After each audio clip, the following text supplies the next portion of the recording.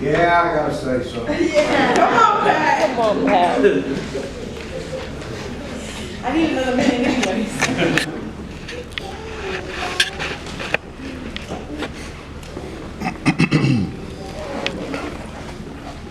This is one of many brothers from another mother. I can cry as well as all the other people put up here. I love you. For those of you that don't know me, my name is Pat Riley. I met Don a long time ago. I can tell you good stories. I can tell you bad. I know them all. But I'm in the anger stage of grief. Yeah. And I'm pretty upset that he's not here. Yeah. When I think that he could have been. And when I think of other friends of mine, J.D. Davis, I could have went to the doctor and had a checkup so that our relatives, so our friends don't have to come and cry in public. Now, I'm sorry. I don't know what funerals and memorials are for. Are they for Don? Are they for you? But I tell you right now, I'm disappointed. I was supposed to be gone long before him. You think I'm upset? Think about my wife. Look, I love Don. Everybody in here that knows me and knew Don knew that we were a pair. But we're not anymore.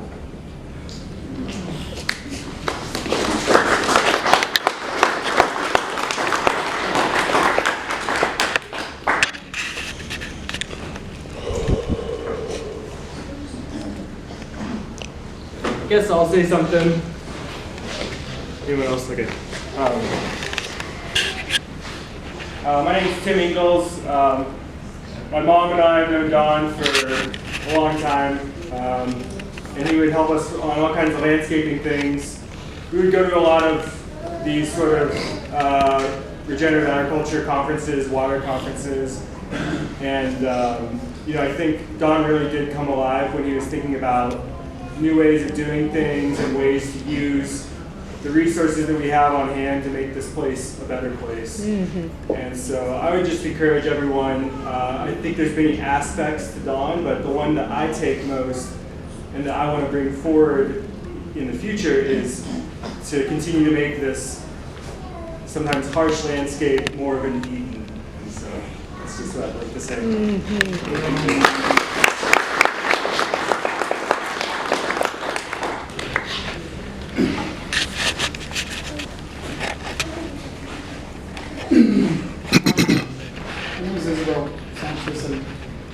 I'm Marcus's dad, and I'm Savannah's my daughter now.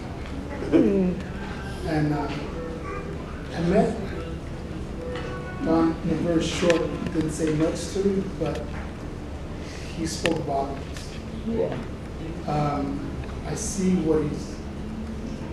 how he helped my son influence his life, and I see the fire in Savannah in her. But I know he touched me just seeing him touching others. I had to say something because, like I said, I knew him for a very short time. Didn't talk much to him. He didn't talk much to him. We saw each other, said hi, but he spoke volume, God speaking. And I see it in his kid. I see it in my kid, how he influenced my kid. And I'm thankful.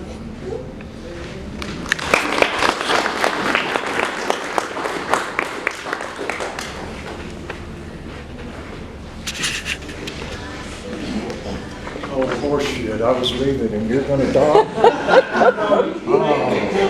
Sit down, Pat, sit down. I got that. A lot of y'all know Don through football, through gardening, and through crazy things we all get together. Like Pat, I'm Patty. we were real close. Real close. We disagreed on some things, politics and different things, but we were close. And one of the things that a lot of people might not realize that Don was an intellectual. And that's what Don and I shared. We traded books from everything from history and philosophy,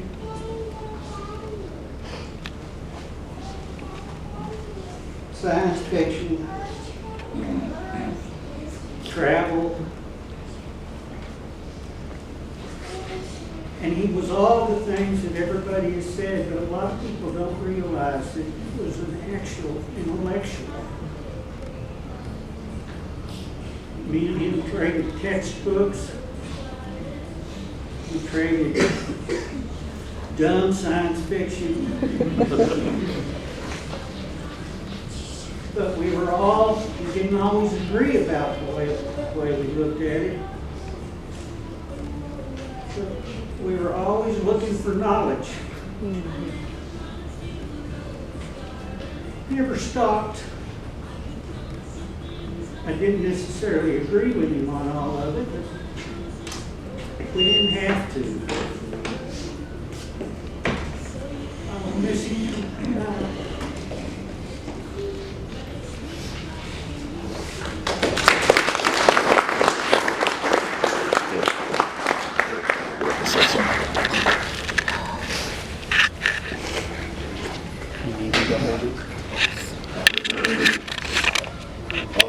Don was my father-in-law,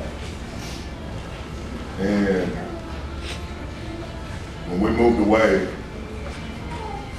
Don would always keep in touch. And most of the time our talks was about Ukraine and politics and everything that's going on in the world. I think we, in some fashion, in our own conversations, solved the world's problems, or at least in a moment. And when you think back on those conversations, you miss that. You miss being able to hear his voice, kind voice, patience, wisdom, love. And we moved into a new house, and I called Don, and I don't know why I expected Don just to give me a simple answer, but you know, I wanted the curb appeal, right? And I wanted to have the best yard in the neighborhood. So I asked Don what I needed to do. And so by the time we got off the phone from what I was hoping was going to be about a 5-minute conversation, he was telling me about the cellular level of Bermuda grass.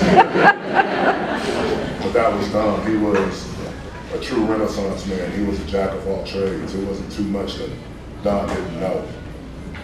And I'm definitely going to miss those conversations. I'm definitely going to miss his embrace every time that we came into town. I can see his smile right now.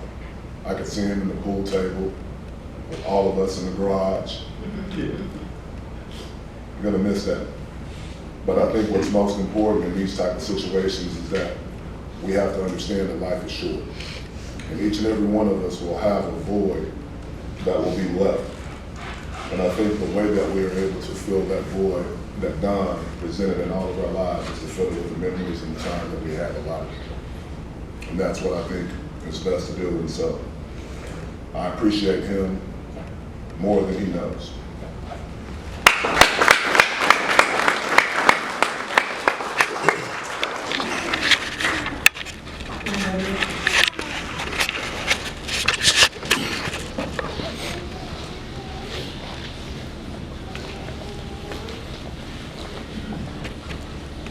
Since everybody else did, I guess I will. My name is Michelle Riley. And my daughter, Pat, was the one that had to leave.